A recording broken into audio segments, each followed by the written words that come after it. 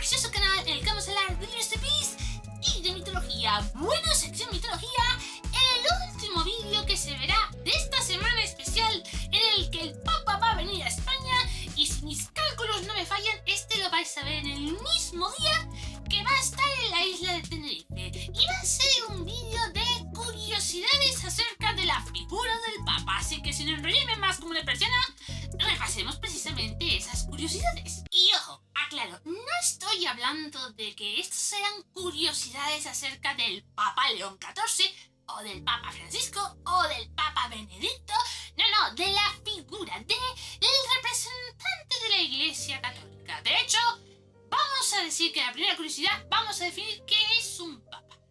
Básicamente el Papa se le conoce también como el Obispo de Roma o el Romano Pontífice. Es el máximo representante de la Iglesia Católica, el representante de Dios en la tierra, considerado también como el sucesor del apóstol Pedro, cabeza del colegio episcopal, vicario de Cristo y pastor de la Iglesia Universal en la tierra. También considerado como el soberano de la Ciudad del Vaticano. Lo de la Ciudad del Vaticano será una nueva curiosidad. Vale. Creo que no he llegado a decir cuántas curiosidades va a haber en este vídeo. 20. Oye, no está mal el número. 20 curiosidades acerca de la figura del Papa. La segunda curiosidad proviene de la palabra etimológica Papa. A ver, hay una idea muy extendida de que realmente son las siglas para las palabras Petri Apostole Potestatem Assignans, que se traduciría como el que recibe la potestad del apóstol Pedro. Luego hay otra creencia de que Papa son las siglas de Pater y Pastor, o sea, padre y pastor. Error, es un error bastante común y el origen de la palabra es bastante más sencilla. Proviene del griego papas o papas y significa palpa o padre. Se encuentra testimoniado en Aristófanes Menandro. Peledain observa de qué número significa sacerdote. Es un término muy común en Oriente para dar afecto y respeto a obispos y sacerdotes. Y ya que estamos hablando de el uso de la palabra papa en el tema de la iglesia, pues ¿no os creéis que este término se reservaba exclusivamente para el obispo de Roma? Al principio se utilizaba para hablar de todos los obispos, en especial a los metropolitas u obispos de diócesis mayores en extensión o importancia. Habría que esperar al papado de Gregorio VII para que fuera un uso exclusivo para el obispo de Roma. Aquí en pantalla os pondré en qué siglo es el papado de Gregorio. Y ahora que estamos pensando un poco en un papa bastante antiguo, ¿cuántos papas ha habido realmente? Ha habido en total, contando desde el apóstol Pedro, que bueno, ahí la veracidad ya me explicaré mejor, 265 papas, casi nada. Y hubo 267 papados, porque hubo uno de ellos que repitió 3 veces papado, Benedicto IX. Va a salir bastante mencionado en este vídeo en más de una curiosidad. Fue un papa bastante interesante, las cosas como son. Tan interesante como cuestionable, las cosas como son. Y de entre todos los papas, 42 han ejercido el pontificado durante menos de un año. ¿Quién tiene la menor extensión y mayor extensión en el papado? Eso lo explicaré más adelante. 10 lo ejercieron durante más de 20 años. Y bueno, en cuanto al pontificado más largo, sería el del Papa Pío IX, que fue 31 años papa. O sea, creo que Juan Pablo II no duró tanto. Pantalla, en más de una ocasión diré, os lo voy a poner aquí en pantalla. Más concretamente 31 años, 7 meses y 22 días el papado de Pío IX. Aunque es cierto de que se cree que el apóstol Pedro fue el más largo, pero como la veracidad está, según a quien le preguntes, pues nos quedamos con Pío IX. Y el papado más corto lo hizo Urbano VII también, que lo ejerció durante 12 días en septiembre de 1590. Y ahora hay que hablar un poco de dónde se recoge toda esta lista de papas. Siguiente curiosidad, pues el publicación anual que recoge, junto al listado histórico oficial de los papas, un registro de cardenales, obispos, diócesis, departamentos de la curia romana, misiones diplomáticas de la Santa Sede en el extranjero, congregaciones religiosas, universidades católicas y demás instituciones eclesiales que conforman la Iglesia. O sea, si queremos un registro administrativo de toda la Iglesia católica, hay que consultar el anuario pontificio. Vale. Y ojo que hay un tipo, una figura representativa que siempre ha ido en oposición a la figura del Papa, pero no de la Iglesia Católica, sino de la propia autoridad del Papa, ya sea porque no les gustaban sus ideas, eran contrarios a la forma que tenían de tener fe, o que directamente querían sentarse en la silla papal. Y hablo de el antipapa, que es básicamente una persona que intenta ser reconocido como papa, pero no pasa por el periodo normal del cónclave. Al menos no el cónclave convencional, porque hay cada caso que ahorita, vale. Y ojo, que también tiene su propia lista. 37 antipapas ha habido a lo largo de la historia. Curiosamente no como en el siglo XX. Son bastante antiguos. Aunque de tres se duda de su veracidad, que serían Natalio, Dono II y Clemente VII. Lo curioso es que después del siglo XV, como estaba diciendo, no hubo más antipapas declarados. ¿Opositores a la Iglesia? Bueno, en la actualidad las hay, las cosas como son. Yo, de los que he mencionado, de los nombres de antipapas, hay uno que no sé si podríamos realmente considerarlo un antipapa. Hablo de Dono II, que es un papa apócrifo que supuestamente ejerció el cargo entre el papado del Benedicto VI y el Benedicto VII durante la década de 1970. Vale. Lo que pasa es que lo más probable es que se confundiera accidentalmente con el título Dominus, con un nombre propio, debido a un revuelo con las listas papales. Es que lo del anuario pontificio con las listas papales, hasta en una revisión en 1947, eso fue un cachondeo, las cosas como son. Pero a pesar de que su historial es ficticio, acabó siendo ficticio, se considera un papa bastante honorable. Y luego se le considera antipapa. Yo creo que según a qué versión le preguntes, ¿era antipapa o era un papa inexistente en total? Y no se puede decir curiosidades sobre el papado sin mencionar esta leyenda, porque si hay algo que sabemos con total certeza es que no ha habido papisas. Ninguna. Lo más cerca que una mujer ha estado de ser papa es en esta leyenda, la papisa Juana, que se dice que su papado se sitúa entre el 855 y 857, en el que, según la lista oficial de papas, en el momento en el que Anastasio el bibliotecario intentó usurpar la silla papal,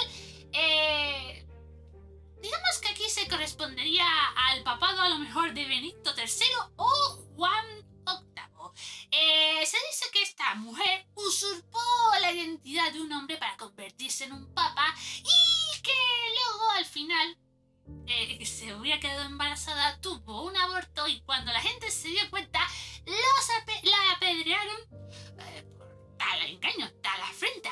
Por eso se dice de que durante un largo tiempo, cuando nombraban a un papa, le revisaban las partes bajas para ver si era un hombre, ¿no? Aquí tenías que ser un hombre sí o sí para ser papa.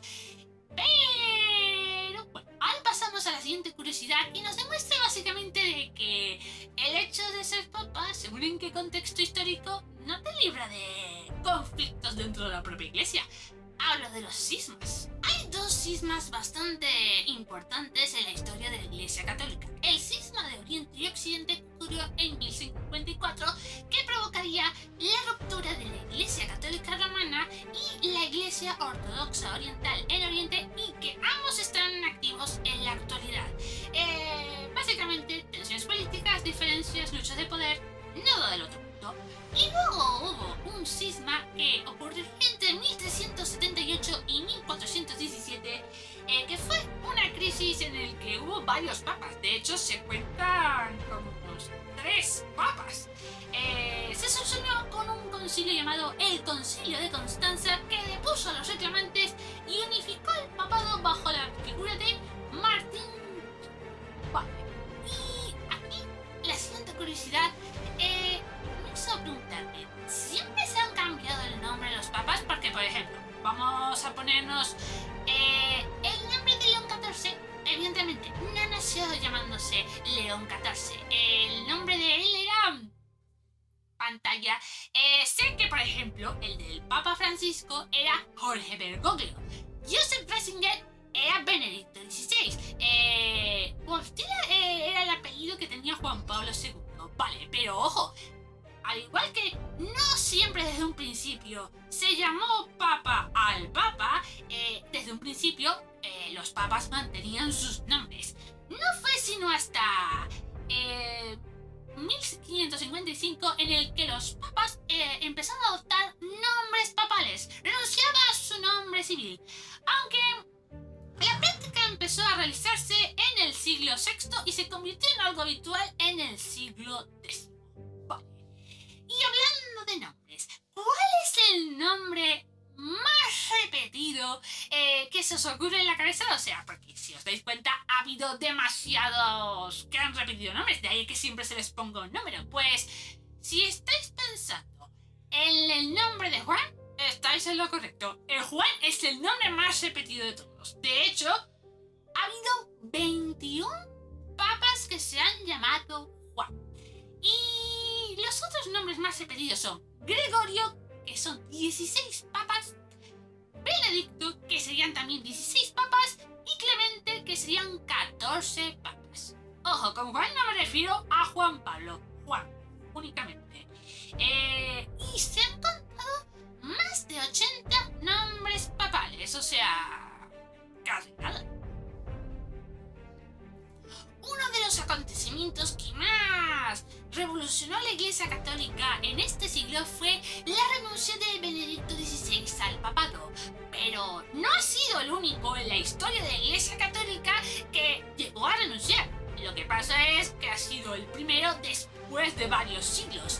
El primero fue el de Clemente I, que reinó, tuvo el título papal entre los años 88 y 97. O sea, su papado duró ese tiempo. Renunció a favor de Evaristo porque luego de que fue arrestado y condenado al exilio dijo, bueno, alguien tiene que ocupar mi lugar. Luego tenemos la renuncia de Ponciano, que su papado fue del 230 al 235. También enviado al exilio. Luego tenemos a Silverio del 536 al 537, que fue obligado a renunciar. Creo que también fue al exilio. Si os dais cuenta, hay un patrón de los primeros papas que renunciaron. Luego, Benedicto IX, que ya os dije que iba a volver a salir, en un primer momento renunció a favor de Silvestre III y después retomó el cargo para luego pasárselo a Gregorio VI, quien fue acusado de haberlo adquirido ilegalmente. Y también decidió renunciar.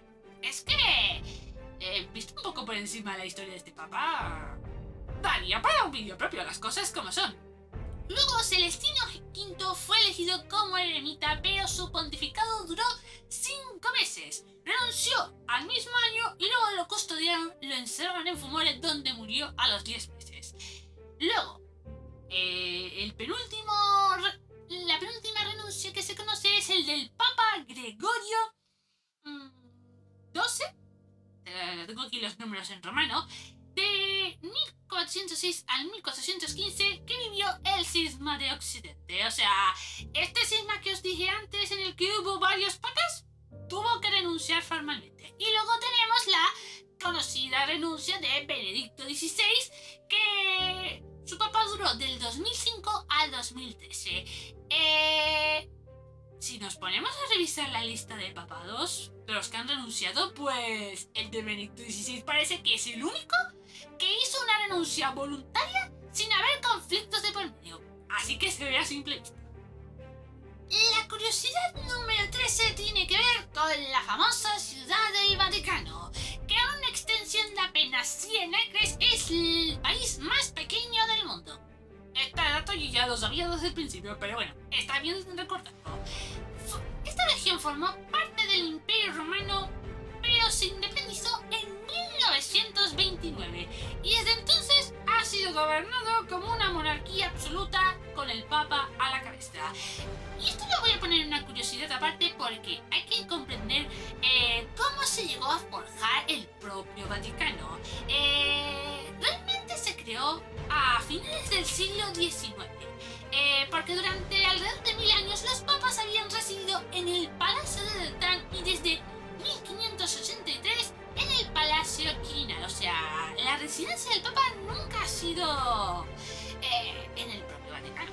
Teniendo en cuenta cuando se forjó.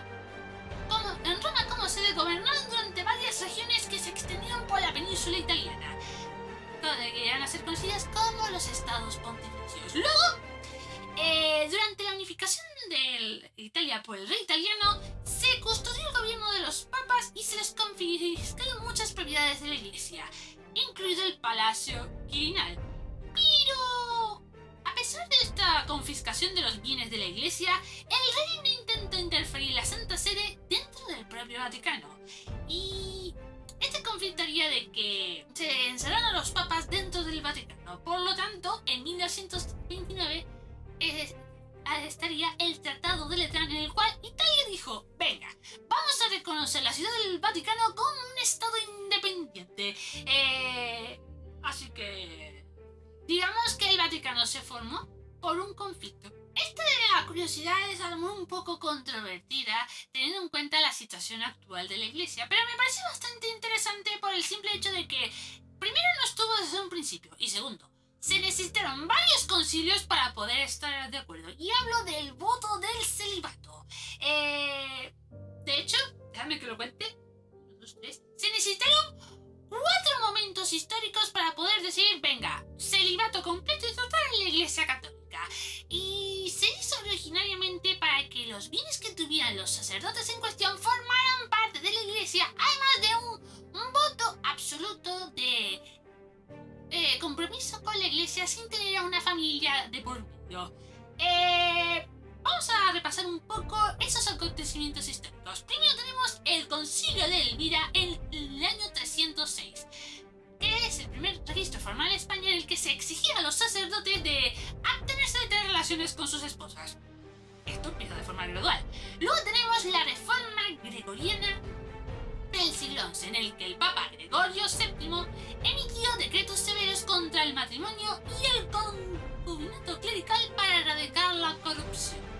Luego tenemos el primer concilio de Letrán en 1123, que bajo el papado de Calixto II se prohibió de forma absoluta el matrimonio para sacerdotes, diáconos y subdiáconos, declarando inválidos los matrimonios que intentaran contraer. Y luego hay un segundo concilio de Letrán en 1139, en el que de forma definitiva, obligatoria e inamovible se establecería el voto del celibato como una disciplina obligatoria. Se abstenía de matrimonios y de cualquier relación íntima. Esto es un poco controvertido porque si bien hay muchos sacerdotes, mucha gente de la Iglesia Católica que cree que esto es un voto de fe, de obediencia, de prueba para amor y devoción de la fe, hay algunos que creen de que el tema del celibato, si se quitara o se rebajara bastante, habría menos problemas con el tema de los menores y cosas por el estilo, lo cual ahí lo dejo como un punto a tener en cuenta. Si queréis debatirlo, por favor, con todo el respeto, en la caja de los comentarios. De acuerdo. Y ahora hablemos de la curiosidad número 16, que es cómo se elige al Papa.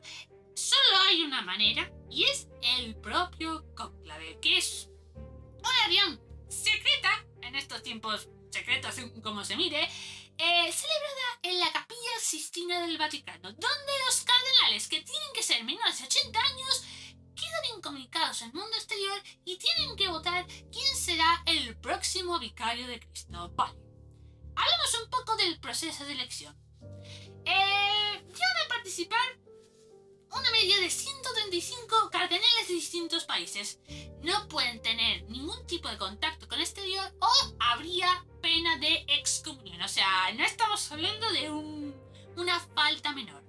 aunque seguro que ha habido alguna filtración por cortesía de los cardenales. Luego tenemos la votación, en el que cada cardenal escribe en una papeleta la frase de elijo el sumo pontífice y luego añade el nombre del candidato. O sea, elijo al sumo pontífice, yo qué sé, Juan Bautista. Me lo estoy inventando. Y luego, para poder ser elegido como papa, el candidato tiene que tener al menos 2/3 de los votos de los cardenales presentes. Y si ya se ha elegido al papa, pues básicamente hay una fumata blanca. Si resulta que hay un voto que nadie ha sido elegido, hay fumata blanca. Ahora que estamos tratando el tema de la visita de León XIV aquí a España, uno se pone a pensar, ¿cuántas veces un papa ha venido a este país? Pues se han contado 9 ocasiones en el ejercicio de su pontificado. No que a lo mejor antes era un sacerdote o un obispo y vino de visita a España. Y evidentemente, el primero que se os viene a la cabeza seguramente va a ser Juan Pablo II. Pues sí, ha llegado a visitar España 5 veces, entre los años 1982 y 2003. Luego, el segundo sería Benedicto XVI, 3 veces, entre 2006 y 2011. Estuvo en Valencia en 2006, en Santiago de Compostela y Barcelona en 2010 y Madrid en 2011. Lo curioso es que el Papa Francisco, cuando era papa, no llegó a visitar España. Yo no lo he encontrado ese dato. Ahora vendría a contar la visita de León XIV. Vale. Y siguiendo un poco con el tema de los viajes de un papa, evidentemente el papa que más ha viajado ha sido Juan Pablo II. No por ello llegó a tener el apelativo de el papa peregrino o el papa viajero. Y ojo, vamos a hablar un poco de datos más concretos. Llegó a recorrer aproximadamente 1.200.000 kilómetros, visitó 129 países a lo largo de 104 viajes pastorales durante sus 25 años de pontificado. Y ojo, que el segundo que ocupa la lista es el Papa Francisco, que llegó a realizar 47 viajes visitando 66 países. Creo que si el Papa Francisco hubiera tenido el mismo tiempo de pontificado que Juan Pablo II, creo que hasta hubiera llegado a superar esa cifra. No sé por qué. No tengo pruebas, pero tampoco dudas. A ver, si aún nos ponemos a pensar de papas queridos, los que he mencionado antes, los papas más viajeros, se os hubiera venido a la cabeza porque eran papas cercanos, abiertos, muy carismáticos. Luego ha habido papas que han logrado grandes cosas como reformas eclesiásticas, ideas más progresistas, ayuda a los pobres y cosas por el estilo, pero al lado contrario, ¿ha habido papas infames en la historia de la Iglesia Católica? Unos cuantos, pero si tenemos que mencionar a dos, porque he mencionado a dos muy queridos, pues hay 2 nombres a tener en cuenta. Uno ya lo he mencionado más de una vez en este vídeo, es precisamente Benedicto IX. O sea, tened en cuenta, es el único papa que repitió pontificado, y no precisamente en buenos términos, porque la primera de ellas fue cuando apenas tenía 20 años, algo no muy común, las cosas como son. Llegó al trono gracias al soborno que pagó su familia, y su papado estuvo marcado por derroches y excesos. Luego pasaría a la historia por cometer un acto sin precedentes: vender su papado a su padrino, quien sería Gregorio VI, a cambio de dinero. Lo llegaron a describir los cronistas de la época como un demonio del infierno disfrazado de sacerdote. A ver, los papas han llegado a renunciar o han llegado a morir en misteriosas circunstancias, pero de ahí a vender tu papado como si fuera la vaca que tienes en la granja, entiendo el cabreo porque es un papa infame.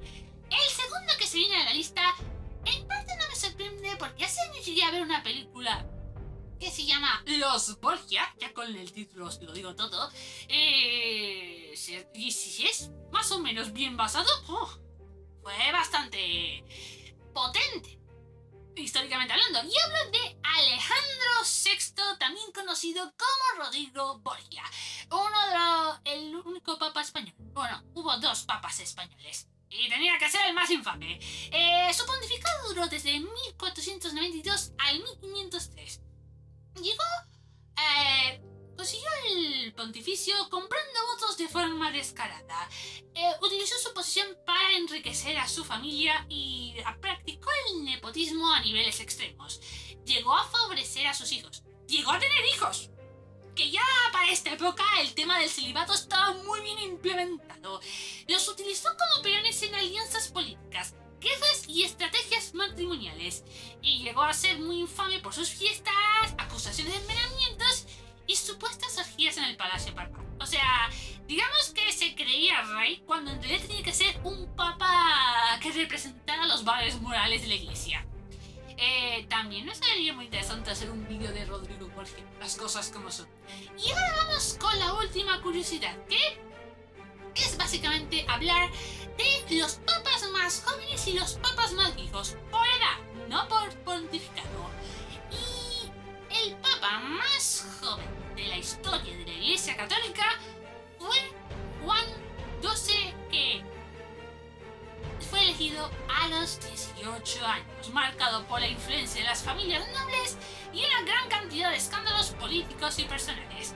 Hombre, si estás gobernando con 18 años, influenciable como mínimo. Y si tenemos que acompañar un par de papas más como los más jóvenes, pues ahí tenemos, cámara, a Benedicto IX, que en su primer papado llegaría a contar entre 11 y 12 años. Y luego estaría Gregorio V, que asumió el papado con apenas 24 años de edad, siendo el primer papa de origen alemán. Claro, oís estas edades y pensáis, ¿y por qué ahora mismo los papas son viejos? La costumbre ahora mismo es que mínimo tengan 60 años, las cosas como son. Porque ahora vamos a hablar de los papas más viejos, que entraron en el pontificado ya con avanzada edad.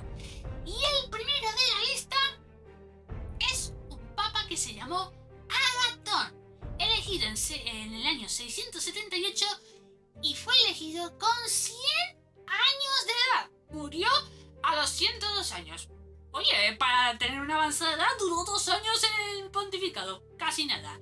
Y lo curioso es que el segundo de la lista es un papa que hemos conocido todos, Benedicto XVI. Entró con 78 años de edad. Y dejadme ver un momento la lista. Vale. Decidí a ver porque aquí sé que sale el nombre de Francisco. Por un par de años le gana Benedicto XVI.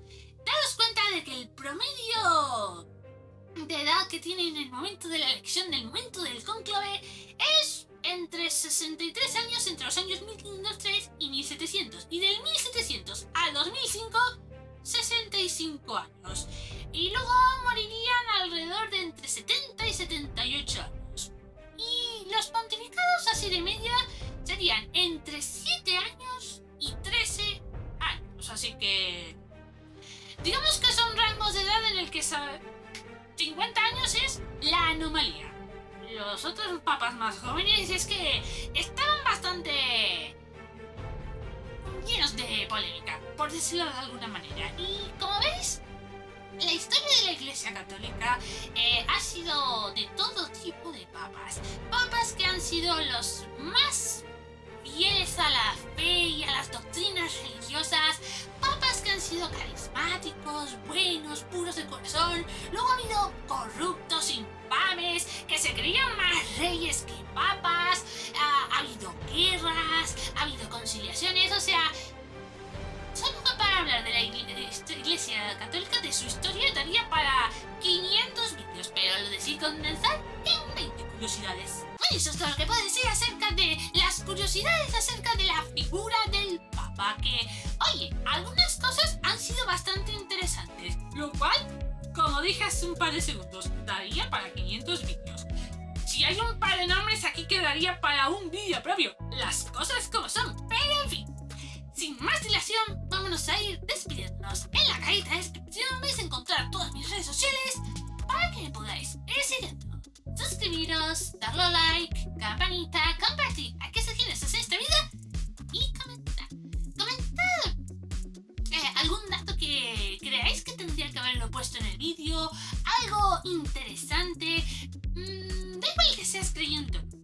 Si sabes algún dato, caja de los comentarios, con todo el respeto del mundo. Aquí lo estamos enfocando de manera histórica, cultural, no necesariamente tienes que ser un creyente. Lo aclaro desde ya.